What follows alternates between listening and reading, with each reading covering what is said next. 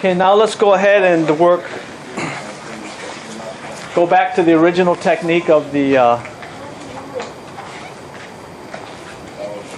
push step on the center, which is a pivot step. But now you're going to do your lead straight punch, lead straight elbow, or lead headbutt.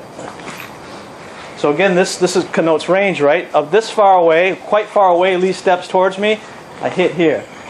A little bit closer he comes in, I hit here. A little bit closer he moves, and I just simply move forward and use the head. So again, it's your perception of range that dictates the tool that you use. Something I posted on the instructors group in regards to when you use JKD proactively, right? That when you're the attacker, when you control distance, you have a kinetic chain of movement.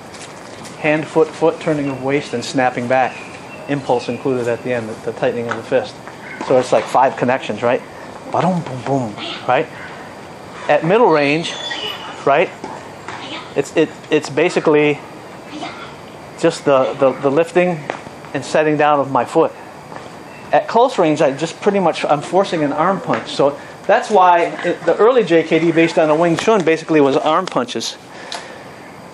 Right? There wasn't as much power generated as the full body step and hit.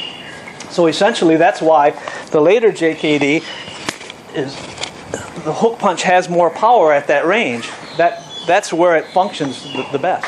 Okay, so anyway, not set in stone. The step that we're doing is just pushing off with this rear leg and landing heel toe on the center. So even though we weren't in the guard position to begin with, we're in a guard position to end it. And basically it's a vertical straight punch to the chin or the nose or the in between the eyes, coming straight down from the center. That's one of your shots. The second one is the straight elbow. It could be elbow or forearm. The third one is a headbutt. And it's not really so much of this kind of thing. It's just keep your head down and you spear with it. So you can change those techniques each time I clap. All right? Just give it a try. Okay, so again, you're putting a post in back of your foot to launch off of. You can think of it as creating distance while they're moving forward and then just changing direction in mid-stride. Okay, here we go. Okay, so again, what is the connotation, right? Lee, I'm just going to step straight in and attack you with a straight shot, and you're going to give ground and then come back and counter. Right? So he's taking my distance away. As I drop my hand, he's coming back in to counter.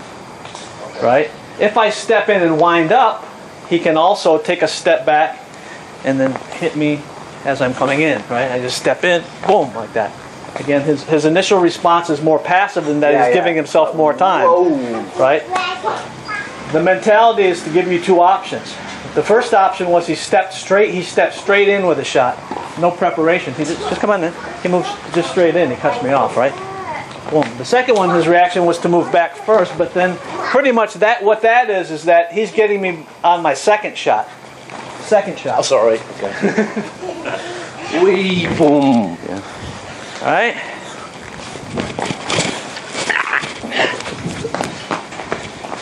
Okay.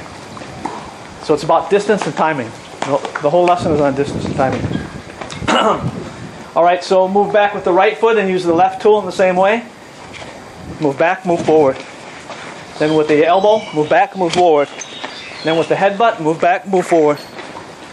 Okay, ready?